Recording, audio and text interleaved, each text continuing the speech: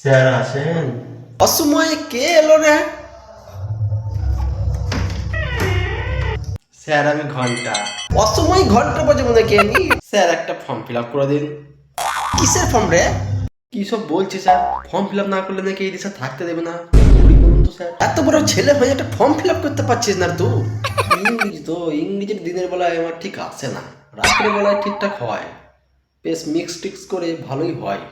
অতিরিক্ত বাথরুমে বেড়ে গেছে না তোর?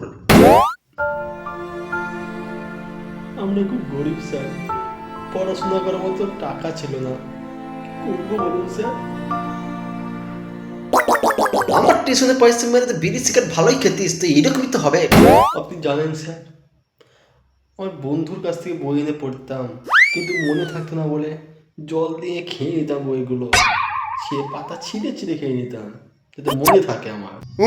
মনে থাকতো জানেন স্যার, কিন্তু ওই পরের দিন সকালবেলা বাথরুম থেকে বেরিয়ে আর মনে থাকতো না। বাথরুমে যেমন ঢুকলাম সব ভুলে গেলাম। তুই তো আচ্ছা জিনিস রে। আমার বন্ধু একদিন দেখলো বইটা তার পাতলা হয়ে গেছে, তারপর জিজ্ঞেস করলো আরে বইটা পাতলা কি করে হলো? থাক আর শুনবত নাই। না না শুনেন স্যার একবার। বললাম তো তোর কাছে ঢপের কথা শুনবো। নাম বল। ঘন্টা দে। বাবার নাম কি? প্রদীপ দে।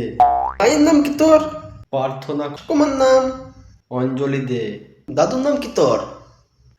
প্রসাদ দে। পুজোরটা কমপ্লিট হতে দে। দিদি আছে? আছে স্যার। নাম বল। পূজা দে।